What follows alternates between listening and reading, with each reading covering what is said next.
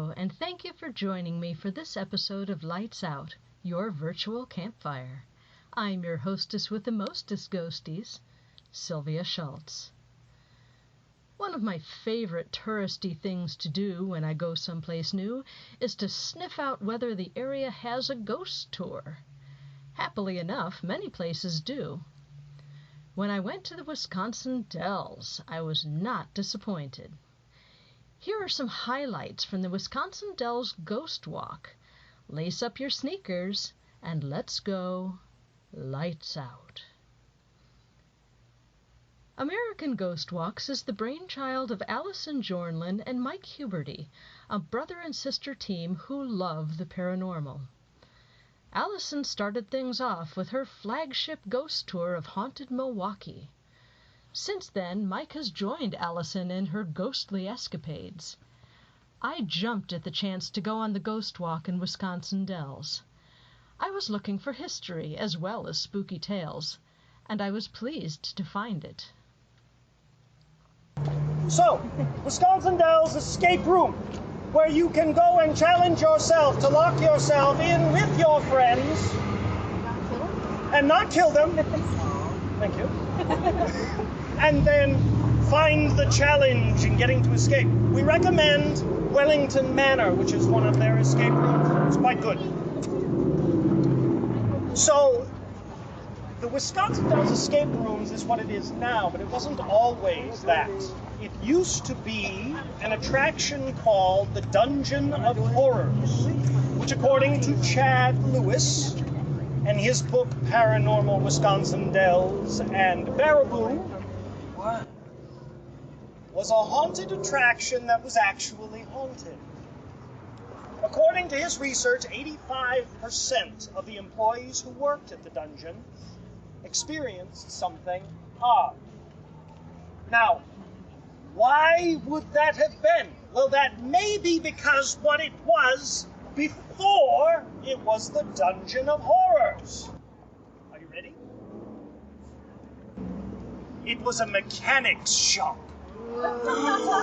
Terrifying, I know. But in this case, it actually was, because one day, as the people who worked at the mechanics shop were coming in to work, the mechanic, the owner of the building, killed himself. In another occasion, there was a motorcyclist who pulled up to fuel his gas tank, inserts it into the gas tank, and goes up in a ball of flame as the gas tank explodes. There was an alcoholic artist who lived in one of the back apartments, and a mortuary next door. So we have plenty of material to draw from, so to speak. What kinds of things have people seen? Orbs floating in the rooms and in the hallways. Partial hands appearing, disappearing. Cold spots in hallways. Cold enough you could see your breath on a 100-degree day in August. Spots in hallways where employees would walk through, hear a buzzing sound in their ear, and have a migraine for the rest of the day. One of my favorite occurrences was customers and employees would talk about seeing someone walking about carrying an axe. Now the employees thought, boss must have hired somebody new to scare the customers. When they asked boss said, I haven't hired anyone new. 3 employees were at the dungeon one night. One of them the manager, 2 of the employees. Manager feels a hand on his shoulder. Then hears a buzzing in his ears. One of the other employees sees an orange glow materialize out of thin air and grow. The 3rd employee says, there it is! And suddenly the glow, the hand on the shoulder, and the buzzing stopped. Across the street at the candy shop, there's an employee who knows the former owner's son. He tells this story. That one night, when he was in the dungeon, a man walked into the front of the building wearing overalls and spectacles. The young man asked him if he could help. because the man in the overalls looked confused. The man turned, walked into the street, and disappeared. Now, the young man didn't think too much of this. Strange things happen all the time in the Dells. Until he was researching the history of the building, when he found a picture of the man in overalls. It was the owner, the mechanic, who had killed himself. But the most interesting occurrence that has happened to the new owner was when they were painting the front of the building. Now, the new owner is Jewish, and he had placed in that little flag holder a prayer scroll. When the painters came to paint the facade, they removed that prayer scroll, and that's when all hell broke loose.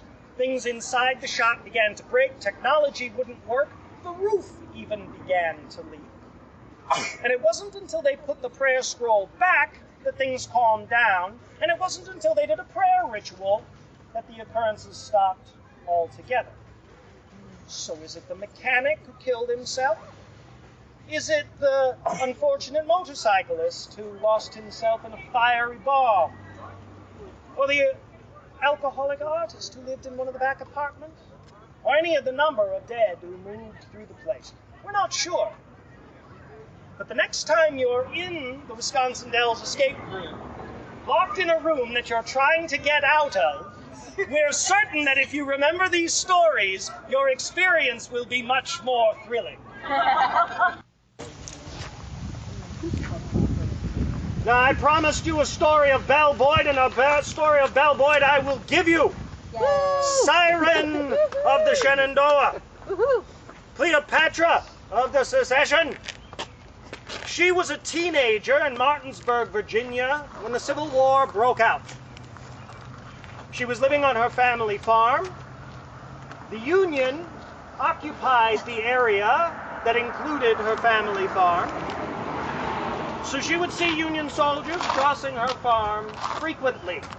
One day, a Union soldier crossing their family farm, according to Belle, insulted her mother. Belle's response? She shot him. When the commanding Union officer asked Belle why she had shot his soldier, she replied, "We ladies were obliged to go about armed so as to protect ourselves against all incidents of outrage and injury." And she must have been pretty convincing. They didn't hang her. In fact, they let her go. And she hung around on her family farm as the Union soldiers would frequent it. She would flirt with them, toy with them, talk with them, and ask them questions. And they would answer. And who could blame them? She's a teenage girl. What possible harm could there be in telling a teenage girl things that would influence the safety of your fellow soldiers? She was just a girl. And even if she was given the information, she wouldn't know what to do with it, right? They were wrong. She would go to the nearest Confederate post, tell them everything she found. In fact, in her autobiography, she claimed that she had crossed battle lines to deliver sensitive information, and she had bullet holes in her dress to prove it. Well, eventually the Union got wise to her, captured her, and imprisoned her. They took her to Washington, D.C., and put her in the old prison building, the building which is now the U.S. Supreme Court. Fast forward to 1920. The suffragists, the Women's Party, has just won women's right to vote. They are working out of the old prison building. And as the newspapers come and interview them about their success and the experiences that they have had in the old prison building, the Women's Party members, the suffragists, explain that they have heard strange laughter in the old prison building and the sound of cage doors slamming, even though there has not been a prisoner kept there since the war. When the newspapers asked, "What do you think it is? What's causing these strange noises?" they said, "It must be the ghost of Belle Boyd, who could not be kept in chains." They were right. 3 times they imprisoned her, 3 times they let her go. Before the end of the war, she married a Union naval officer and moved to England, where he died. She returned to the United States, wrote her autobiography, and went on a one-woman tour talking at places like the Masonic Hall that we had pointed out earlier on our walk, GAR posts, Grand Army of the Republic posts, where she would tell her story of being a Confederate spy as a young woman. Now let's think about this for a moment.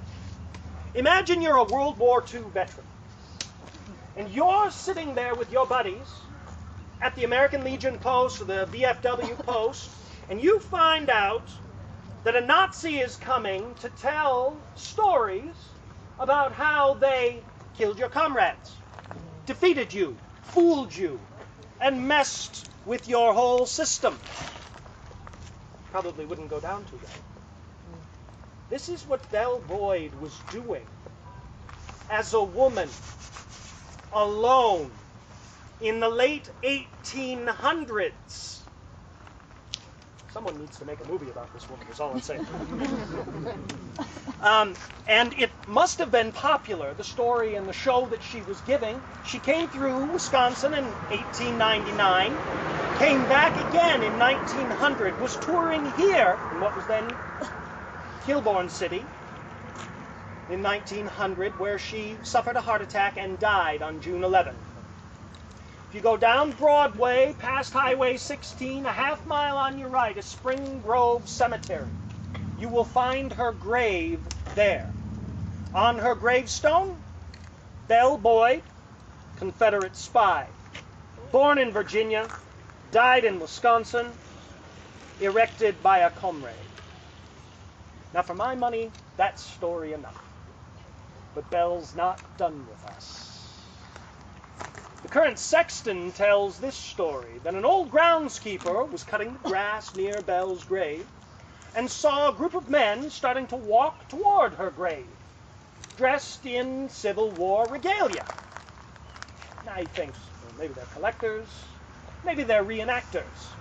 So he takes a closer look, and he can see the tombstones, bushes, and trees through their bodies. That groundskeeper left for the day and didn't come back. Didn't even finish mowing the grass. So Belle Boyd has left a long shadow on the history of Wisconsin dells. And her shadow, we have not yet crept out from under it, because the next stop, the Wisconsin Dells Visitor Center, was the former location of the Heil House, one of the swankiest hotels in the 1900s. And our next stop. Follow me. In the 1950s, it became the Traveler Hotel, owned by the Hesses. Michael Hess was the son, and he told us several interesting stories about what went on when his family owned the Traveler, things that he attributes to the spirit of Belle Boyd. He was at home one day, hears strange footsteps up on the top floor, coming from his brother's room. He says, "Oh, brother's home," goes running upstairs, knocks on his brother's door, hears footsteps cross to the door, and the door doesn't open. He's like, fine. He goes back downstairs and he waits for his brother to come downstairs. So you can imagine his surprise when his brother walked in through the front door, and he says, "Well, how did you? Brother says, "I was gone the whole time." Another experience, Michael had made a sandwich, left it in the refrigerator. He's the only one at home, comes back to eat it a couple of hours later, and a bite has been taken out of the sandwich. And Michael didn't eat it. So was Belle peckish? That sounds good. Gather round, gather round. There will be people trying to pass through. They will walk over you if you don't get out of the way. I'm speaking from experience. Ghost Molly's Showboat Saloon. It's got ghost in the name. It must be haunted. You're right. It's an old building by Wisconsin standards. It goes back 110 years. When it was built, it was a saloon on the first floor and the offices of the Milwaukee Railroad Company on the second. It was owned by William and Minnie Staunton. They called it Staunton's Palm Garden, and they ran it as a tavern until Prohibition in 1920, when they turned it into a candy shop. They reopened it as a saloon in 1933, when Prohibition was repealed.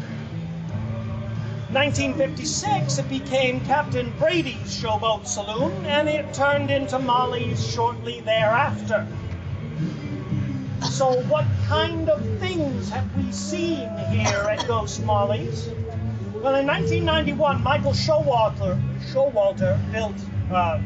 purchased the building. And after he moved in, the kinds of things that he records are the jukebox turning on by itself unaccountably at strange times, bartenders and staff hearing their name whispered in their ears, cold spots in the cellar. People going to the cellar would experience nausea.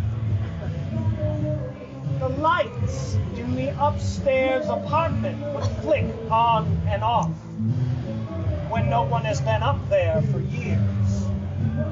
When it was tenanted, one of the employees lived upstairs, and he tells this story. That one night, he was there, his girlfriend had just left, he was lying back for a snooze, just drifting off,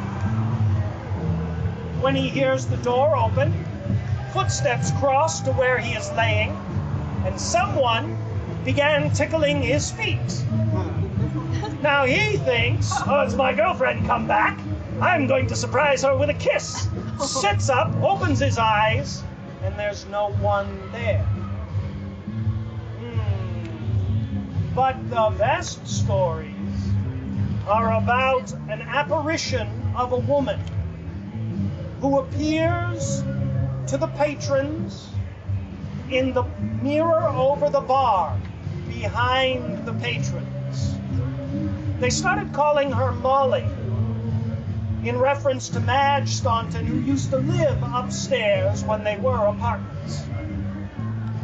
Another former owner, Tricia DeFoss, didn't have quite as many experiences. However, some of her employees actually saw Molly upstairs, have heard kegs moving around in the cooler.